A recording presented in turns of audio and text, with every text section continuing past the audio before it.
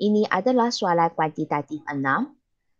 Raja menunjukkan fungsi penggunaan, pelaburan dan perbelanjaan agregat bagi sesebuah ekonomi. Okey, so bermaksud dalam raja ini dia gabungkan semua benda lah untuk membuat perbandingannya. Kita cuba tengok raja ini. Ini paksi YAE, paksi X ini Y. Cuba tengok ada fungsi C sama dengan 100 tambah 0.75Y. Kemudian dia ada AE1. Kita tahu AE1 kalau C tanpa I sahaja. Itu sebenarnya merujuk ekonomi berapa sektor? 2 sektor. Ya, kita tahu kalau C tanpa I 2 sektor. Okey, tetapi anda cuba tengok. Sini sudah ada maklumat yang telah diberikan. Bolehkah anda beritahu saya fungsi AE itu sebenarnya sama dengan berapa? AE sama dengan 200. Sahaja ke? Tanpa apa? Tambah 0.75Y. Yes, itulah dia. Okey, sekarang anda cuba tengok kenapa 200. Maklumat itu anda boleh dapat dekat sini. Kenapa anda tahu 0.75Y? You tengok, kelok kamu selari kan? Kalau selari itu bermaksud kecerunan dia adalah sama. Kalau sini 0.75Y, sini juga akan jadi 0.75. Itulah sebab kalau kita tengok raja ini saja, kita terus tahu AE1 itu sama dengan 200 tambah 0.75Y. Ini adalah fungsi AE. Okey? Okey, sekarang kita sambung. AE2 sama dengan C tanpa I tanpa G. Ini sudah masuk ekonomi berapa sektor? 3 sektor. Ya, 3 sektor. Jadi sekarang pun sama, kita nak tentukan fungsi AE dia. Yang jawapan yang saya nak lebih kurang macam ini punya. Tapi tengok maklumat yang sedia ada. Jadi AE2, fungsi AE. Fungsi AE2 ini sama dengan berapa? 350 tambah 0.75Y. Yes, thank you. AE2 sama dengan 350, rujuk yang ini, tambah 0.75Y. Itulah yang saya minta. Itu maksudnya fungsi AE lah. Tadi yang anda nampak yang ini punya, okey, kalau yang asal macam ini adalah sesuai lah kalau kita guna untuk jawab soalan esei. Tetapi sekarang soalan kuantitatif, anda kena tunjukkan yang fungsi AE itu sebenarnya berapa. Sebab sekarang kita tengah bincang soalan kuantitatif. Okey, sekarang kita cuba tengok soalan A. Berapakah nilai pelaburan? Dia nak kita cari I. Dan perbelanjaan kerajaan, dia nak kita cari G. Okey, anda cuba tengok kalau I, kan kita fokus ekonomi 2 sektor punya. Kita fokus yang ini. Okey, ada AE1 sama dengan C tanpa I kan. Jadi kalau kita nak cari I, okey, ni tunjuk pengiraan dia ya. Okey, ini soalan A. Okey, jadi kita tahu I sebenarnya kita boleh guna AE1 itu kita tolak dengan C. Kenapa guna AE1 tolak C ya? Okey, tengok semula rumus yang asal dia. Okey, yang ini AE1 kan sebenarnya C tanpa I kan? C tanpa I. Tolak C. Lepas tolak, kan kita akan dapat I kan, nampak tak? Okey, jadi itu sebenarnya merupakan penerangan yang lanjut lah. Tetapi sekarang, kita nak tunjuk dari segi pengkiraan. AE1 ini, tadi kita sudah tahu, sama dengan 200 tambah 0.75Y. Jadi anda pun tunjuklah 200 tambah 0.75Y. Buat kurungan, tolak C. C kita tu berapa? Rujuk yang ini. 100 tambah 0.75Y. Gantikan.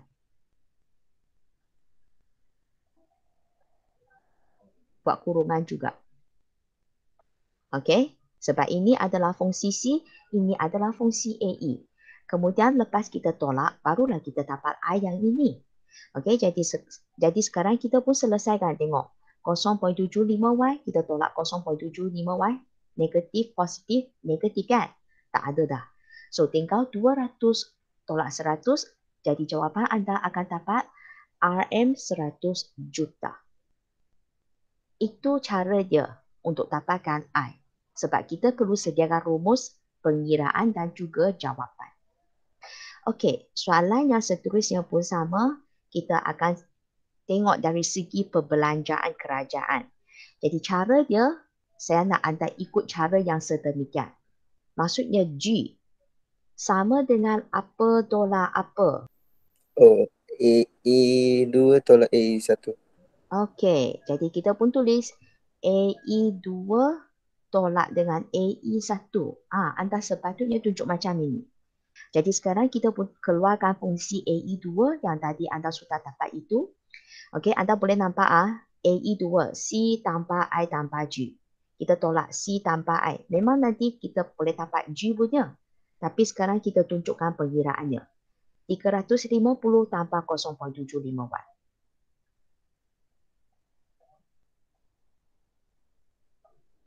Buat kurungan, tolak dengan AE1 yang ini. Okey, sila beritahu saya G anda sama dengan berapa? RM 150 juta. Yes, thank you. Ya, itulah jawapan dia.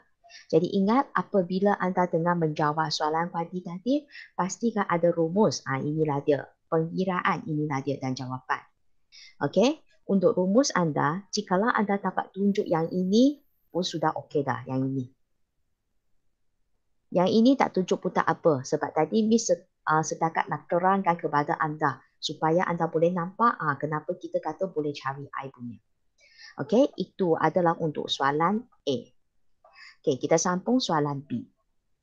Berapakah tingkat keseimbangan pendapatan negara pada Y1 dan Y2? Boleh nampak dia fokus Y1 dan Y2 sahaja.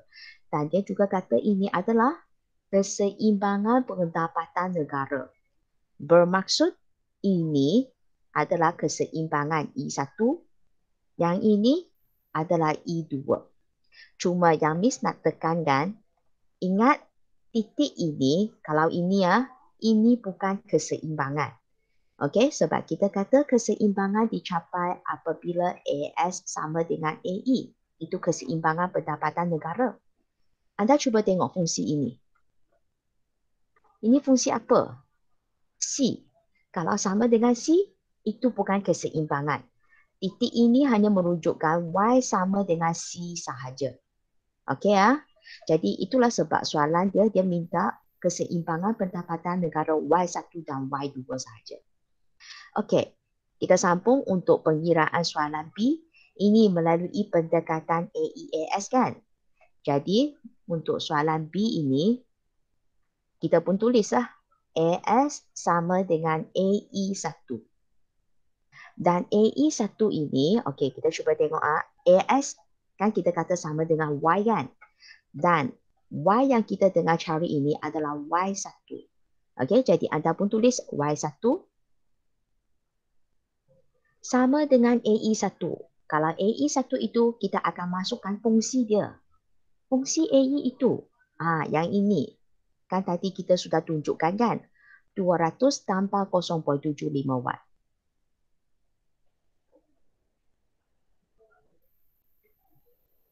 Okey, jadi sekarang kita akan selesaikan pengiraan dia. Okey, cuma Miss nak tekankan jangan lupa yang ini walaupun kita tulis Y sahaja, depan dia ada 1Y. Bermaksud 1Y ini kita pindah ke depan, tolak 0.75Y sama dengan 200. Okey, cuba saya nak ingatkan biasanya pelajar akan lupa yang 1Y ini. Okey, selesaikan 0.25Y sama dengan 200. Maka Y1 kita sama dengan berapa? 800 juta. RM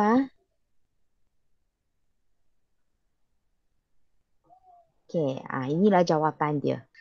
Okey, anda boleh tulis yang ini, ini sebenarnya 800, kita tahu. Dengan cara yang sama, kita cari untuk Y2. Okey, tengok Y2 Masa itu kita fokus AE2. AS sama dengan AE2. Dan ingat AS sekarang kita adalah tunjuk Y2. AE2 kita ada G punya.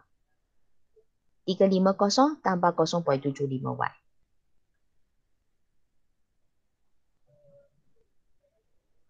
Okey. Juga sama, selesaikan ikut step yang macam ini, main pindah-pindah sahaja. Sila beritahu saya, Y2 anda sama dengan berapa? RM 1,400 juta. Okey, good. Itulah dia. Okey, jadi kita pun dapat jawapan 1,400 RM juta. Anda pun boleh isikan lah. Yang ini, Y2 ini 1,400 RM juta. Okey, jadi selesailah untuk soalan B ini. Okey, kita sambung soalan C. Soalan dia, berapakah tingkat pendapatan? Dia tanya Y sama dengan berapa? Apabila tabungan adalah sifar. Jadi dia tanya S sama dengan sifar. Masa itu Y berapa? Okey, katakan soalan yang sedemikian. Okey, Miss memang nak anda cari fungsi S dulu. Okey, kita tulis fungsi S dulu ya. Ni soalan C. Apakah rumus bagi fungsi S ini? S sama dengan apa? Negatif A, Okey. MPC Y, MPS Y. MPS tu kita guna apa? So tolak D. Ya, 1 tolak BY ya. Okey, jadi sekarang cuba tengok fungsi S yang telah diberikan. Kalau kita tak buat pengubahsuaian, kena berdasarkan fungsi C. Kan kita sudah ada fungsi C. Yang ini kan? Jadi daripada fungsi C ini, A tambah BY. Okey, kita tepikan fungsi S. Negatif 100 tambah 0.25Y. Yes, itulah dia. Okey, jadi kita pun tulis S sama dengan negatif 100 tambah. Yang ini anda tunjuk pengiraan lah. Pasti kita akan dapat tambah 0.25Y. Itu adalah fungsi S. Dan sekarang, lepas kita dapat fungsi S ini, tengok semula soalan dia. Dia kata, berapakah paras tingkat pendapatan kalau tabungan sifar? Maksudnya, kalau S sama dengan 0, Y kita berapa ni? Anda gantikan 0 pada fungsi S ini dan kemudian kita akan cuba dapatkan Y. Sambung kat sini ya. 0 sama dengan negatif 100 tambah 0.25Y. Itulah maksudnya. Kita nak cari Y. Pindah jadi positif, pindah ke depan. Okey, cuba kira. Y kamu sama dengan berapa? 400 juta. Okey, thank you.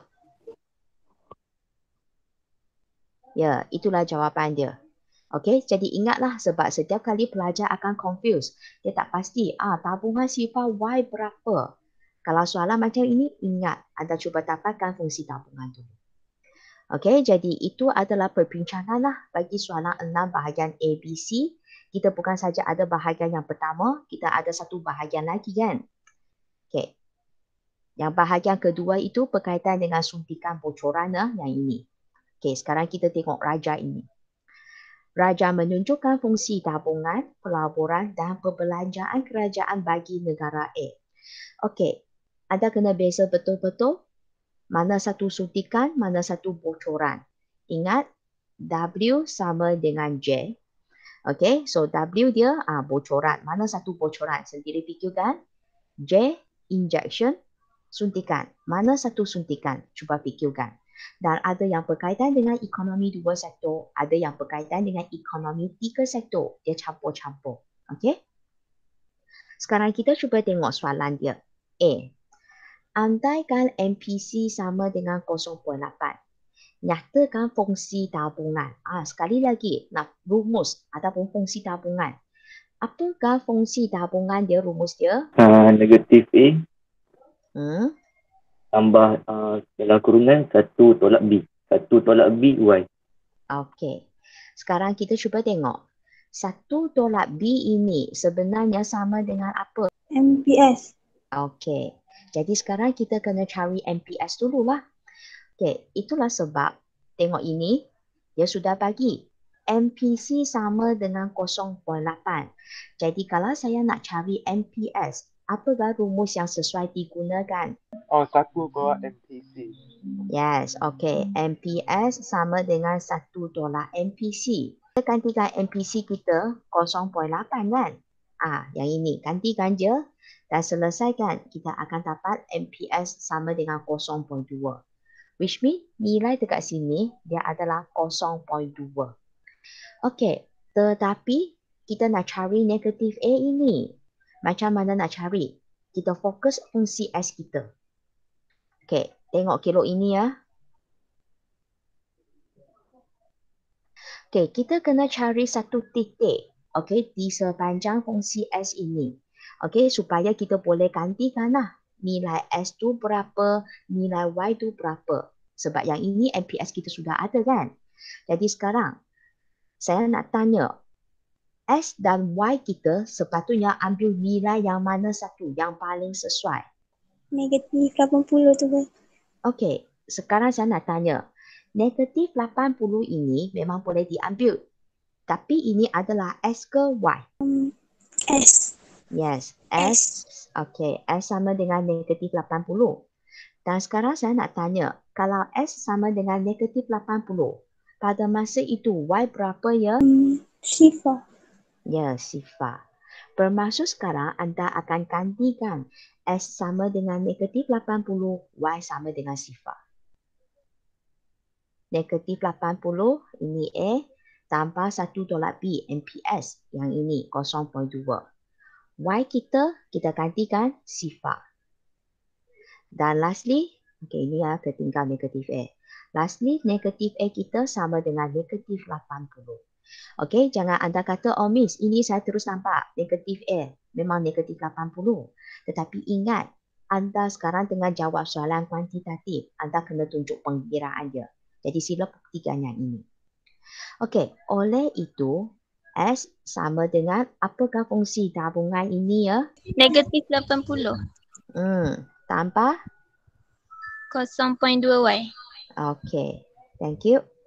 Okey, jadi untuk maklumat pelajar dekat sini anda boleh tulis S sama dengan negatif 80 tambah 0.2Y. Selain daripada itu, ada satu jawapan yang boleh diterima. Di mana anda tulis S sama dengan negatif 80 tambah 0.2YT pun diterima. Ada dua jawapan. Pilihlah mana-mana satu. Okey, jadi itu untuk soalan A ya. Okey, seterusnya kita sambung soalan B. Dengan menggunakan pendekatan suntikan bocoran, kita fokus JW ya. Berapakah tingkah keseimbangan pendapatan negara dalam ekonomi? Okey, kita akan fokus dua ya. Yang pertama itu ekonomi dua sektor dan lagi satu ekonomi tiga sektor. Kita akan jawab dua yang berlainan. Okey, untuk jawab soalan ini, soalan B ya. Okey, sekarang kita tulis fungsi dia. Sekarang kita tengok melalui suntikan bocoran kan. W sama dengan J. So, anda kena fikir, apakah syarat keseimbangan bagi ekonomi dua sektor? Fikir W itu apa, J itu apa untuk ekonomi dua sektor. Okey. S sama dengan I. Okey, S sama dengan I. Itulah dia. Jadi sekarang berkaitan dengan S itu, anda guna fungsi S yang anda sudah cari itu. You boleh guna yang ini ataupun yang ini, mana-mana satu pun boleh. Okey, katakanlah ada pelajar guna yang ini, saya tunjukkan. S negatif 80 tambah 0.2 YT. Okey, sama dengan I. Kita cuba tengok pelaburan kita. Yang ini, kalau pelaburan saja I kan, 150. Okey, ekonomi dua sektor, masa itu kita kata tanpa campur tangan kerajaan. Bermaksud YT itu anda gantikan Y tolak T. T itu tax kan, taxation. Tapi disebabkan kalau ekonomi dua sektor, masa itu tak ada cukai yang dikenakan. Anda gantikan dengan kosong. Sama dengan 150. Okey, jadi negatif 80 tambah 0.2Y sama dengan 150. Selesaikan. Okey, yang ini pindah ke belakang, maka dia akan jadi 230. Jadi Y sama dengan berapa? RM 1150. juta. Okey, 1,150 juta. Dan kalau anda rujuk semula soalan itu, kan dia tulis ini adalah Y1 kan? Ekonomi dua sektor punya. Maka Y yang anda tunjukkan sini, anda pun tulis Y1 sama dengan RM1150 juta. Okey? Dan apa yang saya nak tekankan dekat sini, sekarang yang ini adalah berkaitan dengan keseimbangan pendapatan negara. Jadi sila pastikan yang ini adalah Y dan jangan tunjuk YD. Walaupun you kata ekonomi dua sektor YD sama dengan Y kan. Tetapi saya ulang, disebabkan sekarang kita tengah kira keseimbangan pendapatan negara. Jadi pastikan yang terakhir ini tukar jadikan dia Y. Kalau pada awal itu anda guna YD. Okey, tunjuk pengiraan yang macam ini. Okey, sekarang untuk ekonomi tiga sektor ya. W sama dengan J. Kalau syarat keseimbangan untuk ekonomi tiga sektor, dia jadi apa? S tambah T sama dengan I tambah G. Okey, thank you. S tambah T sama dengan I tambah G. S ini, anda boleh pakai yang ini macam tadi punya. Okey, kita tunjukkan. Negatif 80 tambah 0.2 YD. Ingat, ini hanya fungsi S sahaja ya. Kena tambah T. Okey, kita cuba tengok semula soalan itu. Ada ke dia bagi maklumat T dekat sini? Ada ke maklumat yang berkaitan Tak ada. dengan T? Tak ada. Okey. Kalau tak ada, anda gantikan dengan kosong sahaja. Tulis rumus yang macam ini, S tambah T. Sebab itu adalah syarat keseimbangan untuk ekonomi tiga sektor. Lepas anda tulis, kalau tak ada, gantikan dengan kosong. I tambah G. Tengok raja ini. Berapa yang... 300. Okey. Jadi kita pun tulis 300. Sekali lagi, kita settle yang ini dulu. Negatif 80 tambah 0.2. YD itu Y tolak T. Tak ada T. Gantikan kosong. Jadi selesaikan. Negatif 80 tambah 0.2Y. Okey, yang ini pindah ke belakang. Maka anda akan dapat 0.2Y itu sama dengan 380. Jadi, Y sama dengan berapa? Y sama dengan RM 1,900 juta. Okay, thank you. Okay, itulah jawapannya. Tetapi tengok semula soalan itu, kan dia tulis Y ini untuk ekonomi tiga sektor. Okay, kan ini adalah Y2 kan? Jadi anda pun tunjukkan pada jawapan anda. Yang anda tengah cari ini adalah Y2. Sebab kita tengah kaji ekonomi tiga sektor. Okey, jadi itulah cara kita nak jawab lah. Maka selesailah perbincangan kita untuk soalan kuantitatif 6 ini. Okey.